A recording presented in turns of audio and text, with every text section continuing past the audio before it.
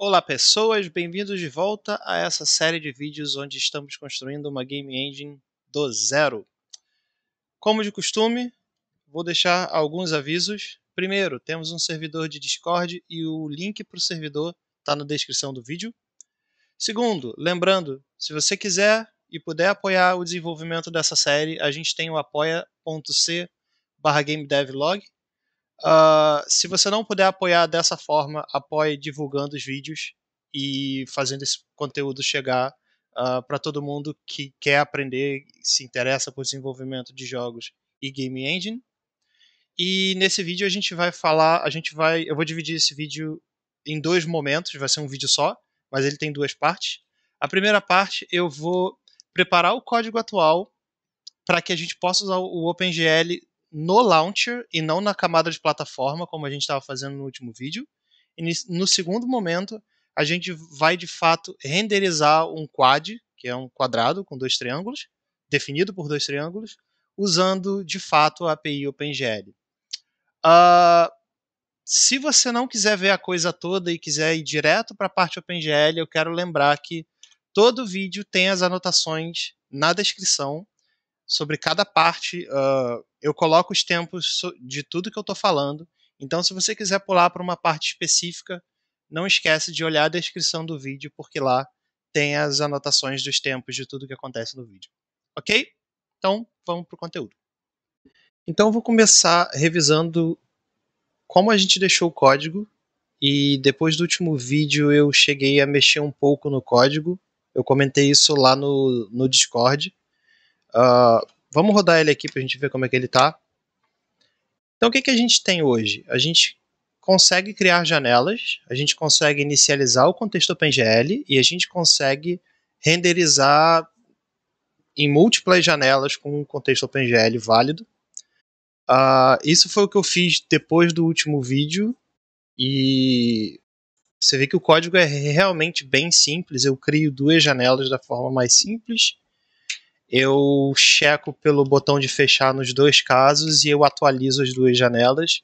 E o motivo delas terem cores diferentes, eu vou setar o azul se elas tiverem as dimensões iguais de altura e largura.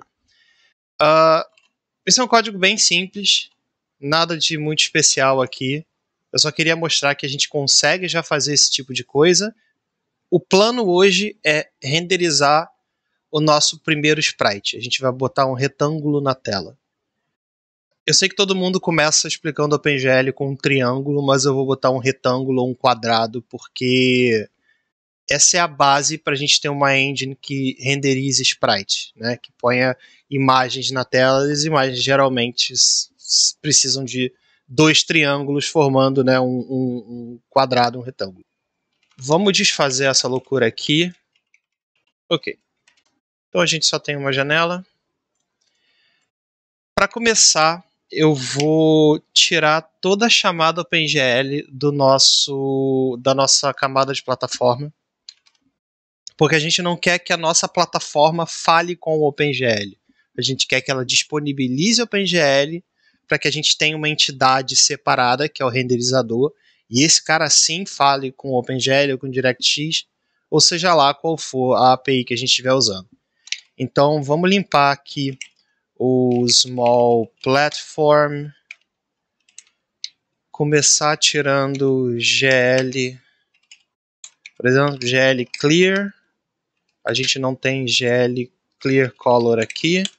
GL clear a gente tira, mas a gente deixa o swap buffers. Uma coisa que eu fiz também é que eu movi o swap buffer de dentro desse loop para fora desse loop, porque senão a gente estava trocando o buffer por evento praticamente. E agora a gente troca uma vez por frame. Eu vou tirar também esses dois cabeçalhos e mover eles para dentro do small GL.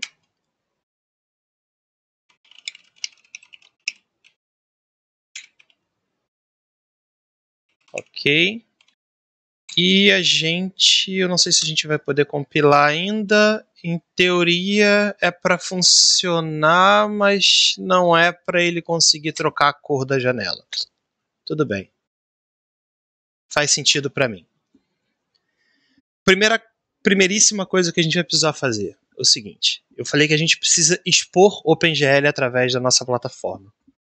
Se a gente abrir aqui o nosso CMake Lists, lembra um dos primeiros vídeos que eu falei sobre definir símbolos na compilação e que quando a gente compila a plataforma, a gente tem Small Platform Implementation sendo definido aqui?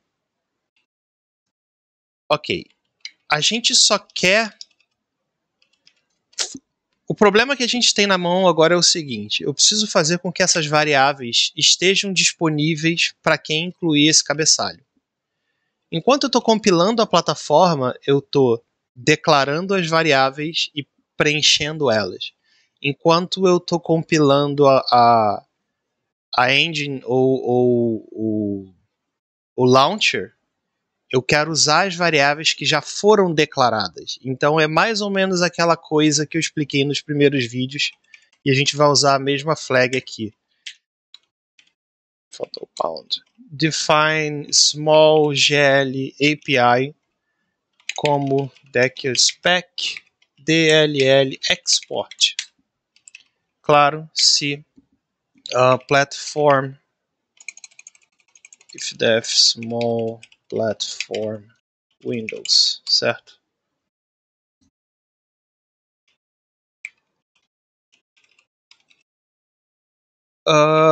Declara esse cara. Acho que eu vou deixar isso aqui para depois, vai. Vou declarar esse cara como deckerspec DLL import, ok? Então, dependendo do momento que esse cabeçalho foi incluído, que o smallgl.h foi incluído, a gente vai ter uma definição diferente para essas variáveis. Agora, por que eu estou declarando smallgl API? Porque eu vou declarar todas essas variáveis como smallgl API. Ok? Todas elas são smallgl API. Eu também não quero que ninguém seja capaz de chamar essa função se eu não estiver implementando a plataforma. Então, se tiver definido small platform implementation, eu declaro essa função. Se não, eu não declaro small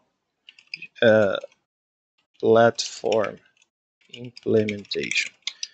Ok, um pouco de burocracia aqui. Uma outra coisa que a gente precisa fazer é, no último vídeo vocês viram que em um dado momento eu usei uma função para pegar o ponteiro OpenGL, em outro momento eu usei outra. Em um momento eu usei WGL getProcAddress e em outro momento eu usei getProcAddress. Eu não sei exatamente qual a função certa para cada caso e nem sei se é uma coisa tão importante em saber. Eu só vou declarar aqui uma nova função para pegar os endereços que eu vou chamar de... como ela é só para Windows, aliás, vamos mover essa macro para cá, para fora da função. E eu vou chamar ela de Win32, para ficar bem claro que isso aqui só roda no Windows. getGL proc function ptr, e ela recebe um char pointer function name. E aí a nossa macro, que em vez de chamar getProcAddress, ela vai chamar win32 getGL function ptr, passando para... Ok, o que essa função faz? Ela vai fazer basicamente o que a gente já fazia. Vamos tirar o getModuleHandle. Esse cara é estático. Essa função também é estática. ou seja, ela só existe dentro dessa translation unit. E o que ela vai fazer é tentar pegar o endereço com get, com wgl get. O mais comum é que ela faça com get proc address, que recebe o OpenGL32DLL e o name, né, o nome da função. E se ele não conseguir pegar o DDR, então eu vou dizer que a DDR é igual a wgl get proc address. E aí sim eu passo o name também. Independente do resultado, eu vou retornar. O que significa que agora eu pego o endereço das funções, eu tento pegar dos dois jeitos. E o jeito que funcionou. Ok. Temos os cabeçalhos aqui. Outra coisa que eu já mudei de antemão é que agora a gente também passa OpenGL32lib na hora de compilar o launcher. Ok, eu acho que a gente tem tudo que a gente precisa. Vamos ver se o código compila até aqui.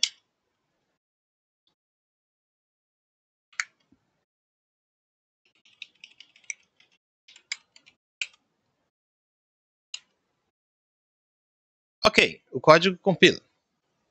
Agora a gente precisa fazer com que o nosso launcher tenha acesso ao smallgl.h. Se ele já não está aberto. Find small launcher. Eu vou incluir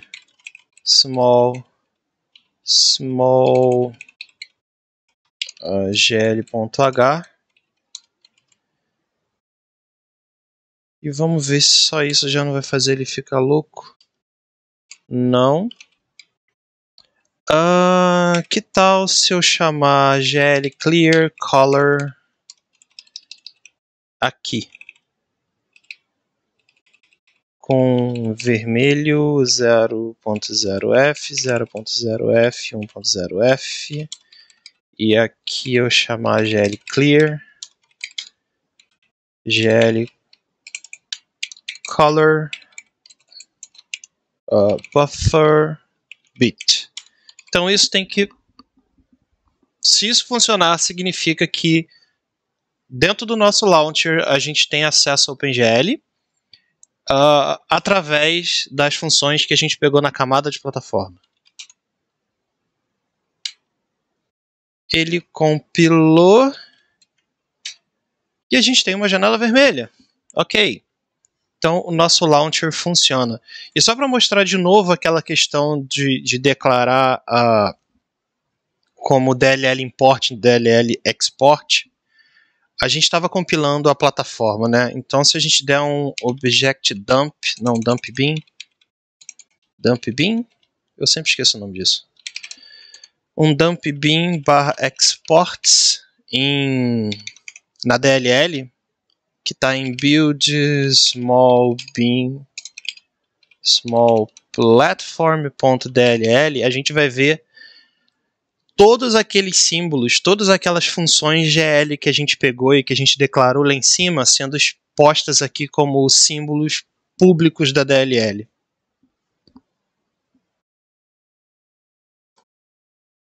Ok?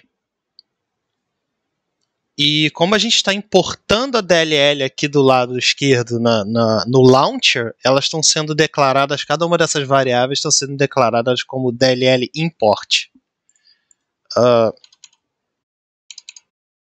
Smallgl.h. Eu fiquei de fazer isso depois, né? If def small platform Windows. Então se a gente estiver no Windows, a gente vai fazer isso, mas else. Se a gente não tiver no Windows, a gente simplesmente define esses caras como nada. Eu acredito que a gente não vai ter nenhum problema para compilar isso. Tivemos. Ok, só uma falta de atenção da minha parte. And if.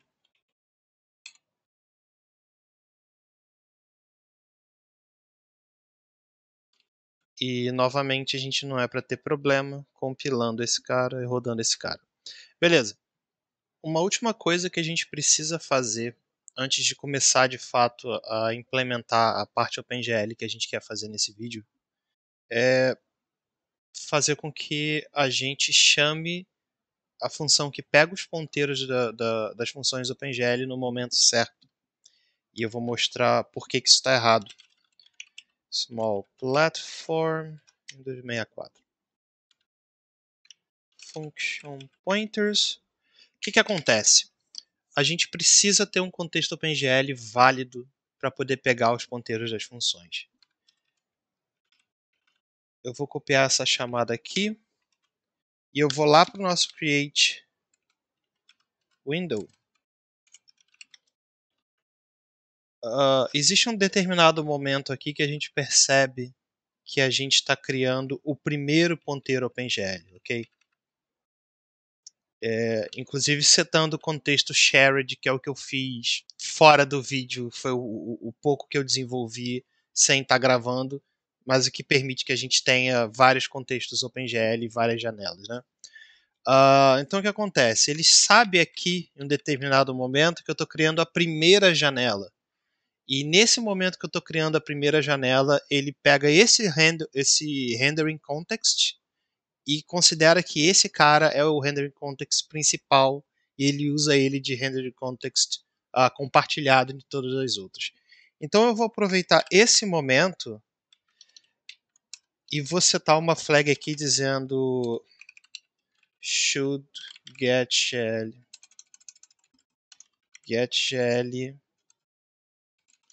must getGL functions como false, mas nesse caso, se for a primeira janela e eu estiver pegando o primeiro contexto OpenGL, must getGL functions vai ser igual a true.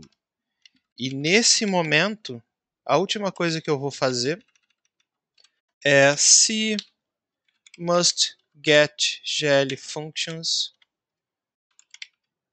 ele vai fazer a chamada aqui. Então a gente só pega o ponteiro das funções OpenGL quando de fato a gente tem um contexto OpenGL criado. Senão essa função vai falhar. Só garantir que a gente compile. Ok, nenhum problema. E agora sim, vamos implementar o nosso primeiro sprite dentro do nosso launcher. A gente vai precisar fazer algumas coisas, que é basicamente como o OpenGL funciona de uma forma geral para a gente botar algo simples na tela. Hoje a gente não vai nem compilar um shader e é possível que esse código não funcione em algumas GPUs. Eu sei que algumas GPUs te fornecem um shader padrão se você não der um shader para elas. Então, se você tiver um computador muito velho, talvez você, pelo menos uma placa de vídeo muito velha, talvez ela não vá funcionar. Mas certamente no próximo vídeo a gente vai compilar os nossos próprios shaders. Hoje é só para colocar a primeira coisa na tela, então eu vou contar eu vou trapacear um pouco e eu vou usufruir dessa funcionalidade que as placas de vídeo, pelo menos as mais modernas, elas fazem. Bom, o que a gente precisa fazer de maneira geral?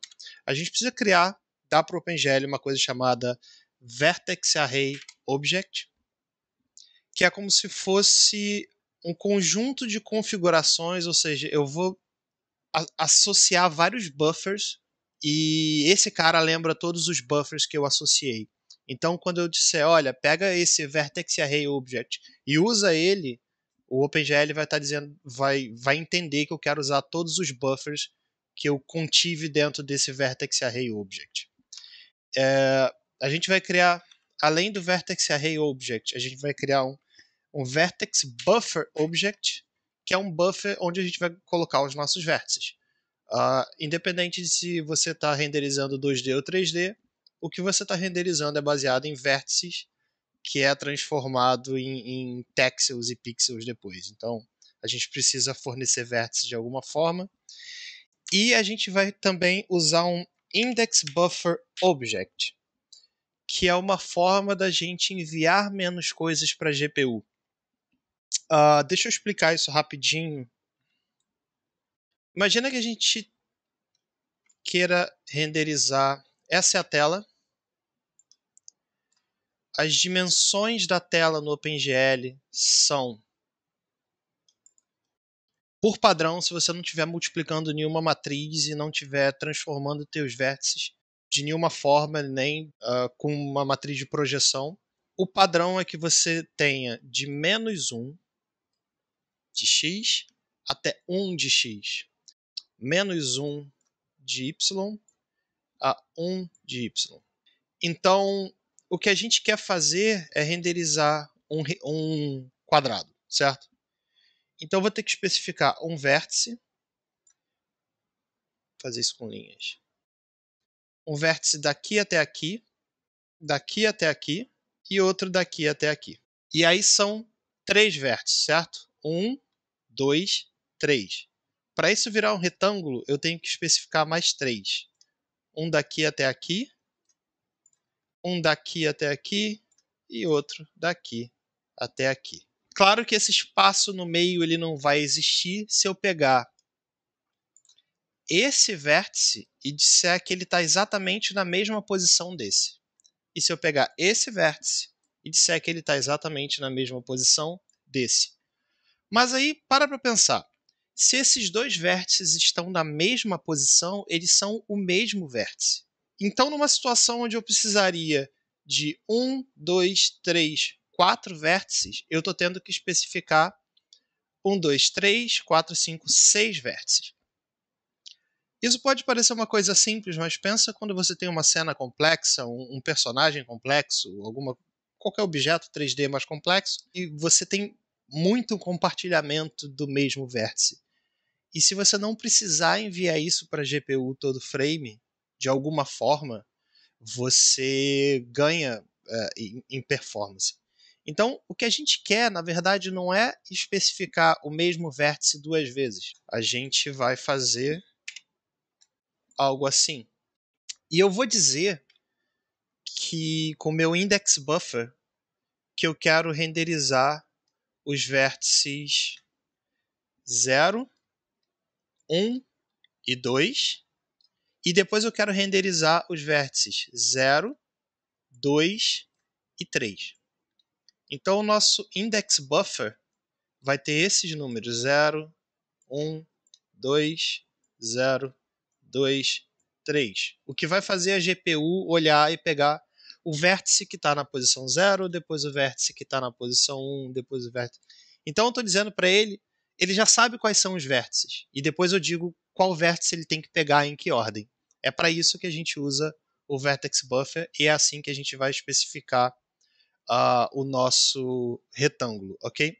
Então, eu vou começar já declarando um unsigned int VAO, VBO e IBO, que são os identificadores para cada um desses objetos /buffers que a gente vai criar. E o primeiro deles vai ser o GL gen vertex arrays. Eu posso dizer para ele quantos vertex arrays eu quero que sejam criados, nesse caso é 1, e eu vou dizer para ele onde é que ele vai colocar o identificador do vertex array que ele acabou de criar, que é dentro dessa variável VAO que eu botei. E eu já vou falar para o OpenGL, use esse vertex array object, porque eu vou atachar buffers nele, eu vou colocar buffers dentro dele para você lembrar. Então, gl bind vertex array arrays, e ele recebe o VAO.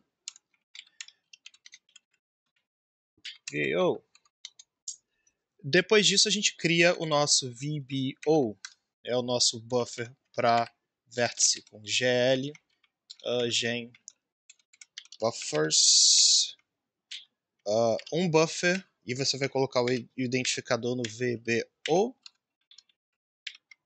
e gl bind buffers, e eu tenho que dizer para ele para que eu estou usando esse buffer que eu acabei de criar. Esse é um buffer para vértice, esse é um buffer para índice, esse é um buffer para alguma outra coisa. No nosso caso, esse é um GL array buffer, GL array buffer, e aí eu passo para ele o VBO. Então ele associa o nosso VBO ao buffer de vertex, ao buffer onde estão os vértices na hora que ele for renderizar, considerando que a gente esteja usando esse VAO. Então, a gente tem um vertex buffer associado ao VAO. A gente pode começar a definir então os nossos dados, por exemplo, um float vertices, os nossos vértices. Vou criar um belo array. E a gente vai ter que especificar os nossos triângulos. Eu vou especificar os triângulos, na verdade os vértices, no sentido anti-horário, que é o padrão do OpenGL. Eu poderia dizer para o OpenGL que eu quero usar o sentido horário, mas se eu não disser nada, ele considera que eu estou usando o anti-horário. Né? Isso é chamado de winding order. E vamos especificar. Então, esses são os vértices. E agora a gente vai especificar unsigned int indices como 0, 1, 2, 2, 0, 1, 2, 0, 2, 3. 0, 2, 3. Na verdade, 0, 1, 2, 2, 3, 0. Para continuar o anti-horário. 2, 3, 0. Então agora a gente tem os nossos dados que especificam o que a gente precisa renderizar. E eu preciso enviar esses dados para a GPU de alguma forma. Isso é feito com GL buffer data. O que essa função faz é justamente deixar você pegar os seus vértices e enviar para um determinado buffer que você já tenha criado e tem o identificador, e esses dados vão para a GPU. Quando eu criei o buffer, eu disse que ele era um GL array buffer, então esse é o mesmo tipo que eu vou passar aqui. Depois eu preciso dizer quantos dados eu estou passando, qual o tamanho da informação que eu estou passando, e como a gente criou um array estático aqui, eu posso pegar o tamanho dele, com size of vertices. Depois eu tenho que passar os próprios vértices para ele, com ponteiro para o nosso array. E depois eu tenho que dizer como eu pretendo usar esse buffer. Se eu pretendo enviar dados para esse buffer todo frame, é um buffer que eu vou ficar modificando, ou ele é um buffer estático, eu não pretendo modificar ele, eu pretendo modificar ele muito pouco. E isso o OpenGL usa internamente para fazer algumas otimizações. Como a gente não vai atualizar esse buffer, pelo menos não nesse vídeo, eu vou dizer que ele é um GL static draw. E a próxima coisa que a gente precisa fazer, esses dados vão chegar para o shader de alguma forma. O shader, vamos dizer que ele usa canais de informação. Junto com esse buffer, eu poderia botar não só a posição dos vértices, mas eu poderia botar também uma cor para cada vértice, ou duas cores para cada vértice, ou talvez uma informação de como mapear a textura naquele vértice, ou qualquer outra informação. Então eu tenho que dizer para o OpenGL, primeiro, como ele tem que interpretar esse buffer, e segundo, dizer que quantos canais de informação eu estou passando junto dos vértices. Como a gente só está passando informação de vértice, eu só vou habilitar um canal de informação. Eu vou dizer para o shader, ei, procure informação nesse canal. Com gl enable vertex attrib array 0. Na verdade, é quantos atributos você tem junto com a informação do seu vértice. Tá? A gente tem um atributo, que é a própria posição do vértice. Se eu tivesse cor, seria um outro atributo do vértice. Se eu tivesse o V, outra, ou uma segunda cor, ou qualquer outra coisa, a gente habilitando aqui outros atributos, tá? Depois eu preciso dizer para o OpenGL como interpretar os meus dados. Eu estou dando um array de números para ele, eu estou dando um buffer cheio de bytes. Ele não sabe o que, ele não faz ideia de como interpretar esses bytes.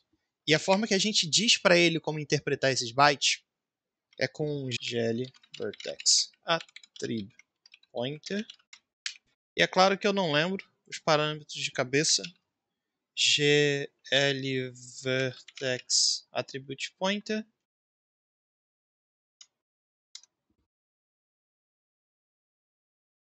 GL vertex attribute pointer. Então, o índice do atributo, onde começa esse atributo? Ele começa na posição 0. Depois, qual o tamanho desse atributo? Ele tem... Eu vou explicar isso, porque esse tamanho ele funciona em conjunto com enumType, que é GL float. Então, significa que a gente vai passar 3 GL floats, ok? Depois ele pede o stride. Imagina que junto do mesmo vértice eu tenha, quer dizer, depois da posição do vértice eu tenha associado a ele aqui mais 3 floats que seriam a cor desse vértice. E mais 3 floats que seria a cor desse vértice. Então, a cor está sempre 3 floats depois da posição. O nome disso é stride, é como você acha aquele atributo específico. E no nosso caso, o stride, ou seja, a posição... Perdão, eu pulei um atributo. A gente quer saber se a gente vai normalizar ou não, que é manter os dados entre 0 e 1. E nesse caso eu vou passar GL false, porque a gente não vai normalizar.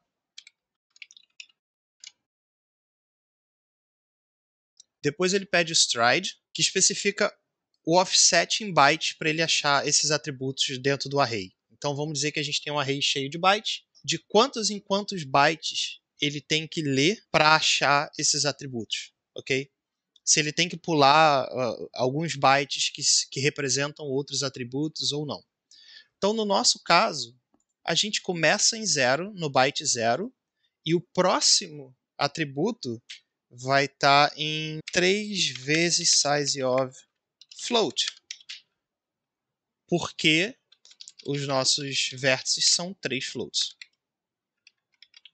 Então, isso que eu fiz foi especificar para o OpenGL como interpretar esse buffer de dados que eu acabei de passar para ele. Então, o que a gente precisa fazer agora é criar o nosso buffer de índices, que o OpenGL chama de elements. E a gente vai repetir basicamente o que a gente fez com o Vertex Buffer, glgen buffers, criando um buffer e colocando o identificador em IBO. E eu vou dizer que esse buffer é um glbind buffer. Associa esse buffer com um gl element array buffer IBO. Então eu estou dizendo que esse identificador, esse buffer identificado por IBO, ele vai ser usado como um buffer de índices, que de novo o OpenGL chama de elements. E agora eu só preciso enviar esses dados para a GPU com gl buffer data, que é o que a gente fez quando a gente enviou os nossos vértices. E agora a gente vai enviar os nossos índices, só que ele vai ser enviado para o buffer de element array.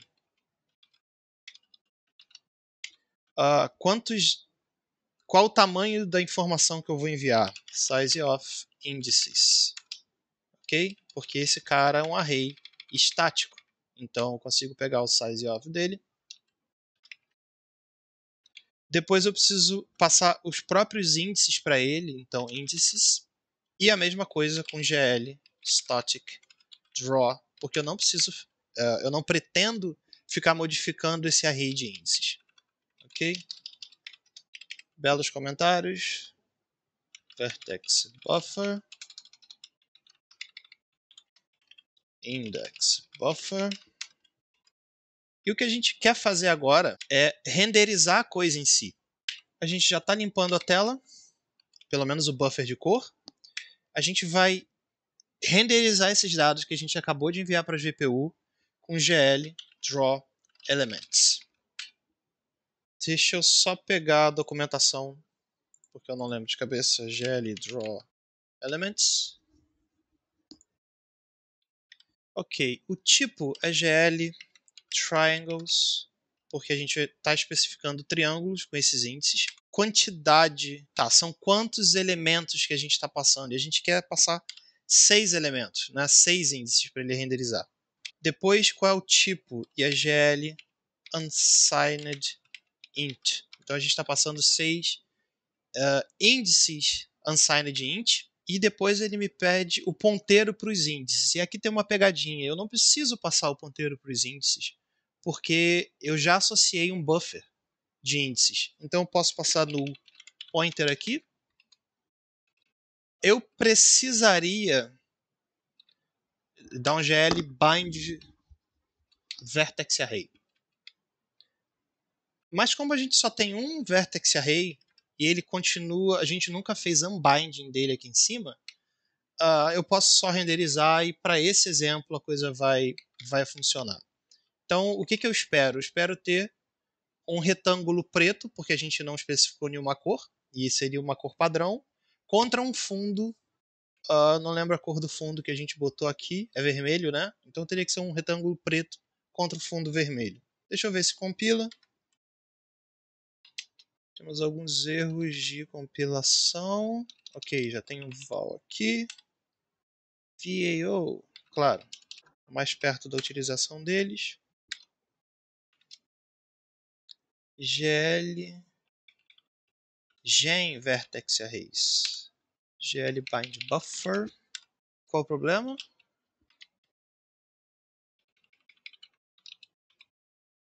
Ok. Unsigned int array de índices. E passei poucos argumentos para GL Vertex Attrib Pointer. GL Vertex Attrib Pointer.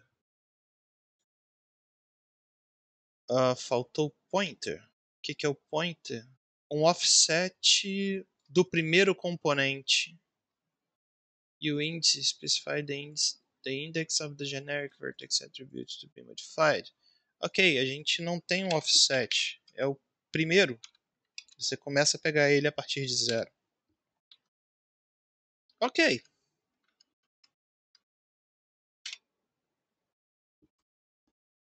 Foi um sucesso parcial. A gente tem um triângulo e não um retângulo. Deixa eu ver o que está errado. Ok, o problema é bem simples. Eu especifiquei os índices errados. Seria 0, 1, 2, 2, novamente 3, 0. Compilando. E a gente é para ter um retângulo branco.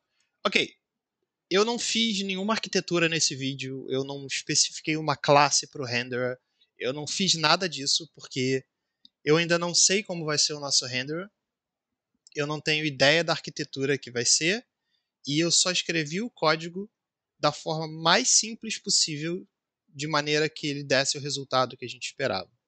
No próximo vídeo, eu pretendo primeiro criar shaders, para a gente poder especificar talvez mais atributos, botar uma cor aí, alguma coisa assim, e começar de fato a pensar na arquitetura do nosso renderizador. E a coisa que é legal é que a gente já sabe mais ou menos por esse código como o renderizador vai ter que funcionar. Pelo menos para reproduzir isso aqui. E a arquitetura da engine ela vai emergindo por si só e o código vai levando a gente aonde a gente quer chegar. Eu tenho outro vídeo nesse canal que eu explico todo o pipeline gráfico, o que o shader faz em cada momento. E é muito detalhado. Eu vou colocar a descrição aqui eu vou colocar o link aqui na descrição do vídeo. Eu recomendo que vocês assistam esse vídeo porque ele explica bastante sobre como funciona todo o pipeline OpenGL.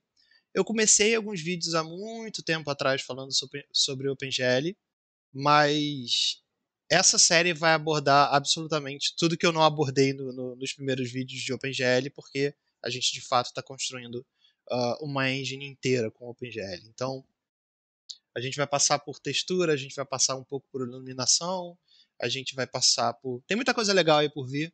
Por favor, se você gostou desse conteúdo, compartilha ele. Eu realmente gostaria que isso chegasse a mais pessoas que querem aprender e que acham esse conteúdo útil. E eu vejo você no próximo vídeo. Até mais!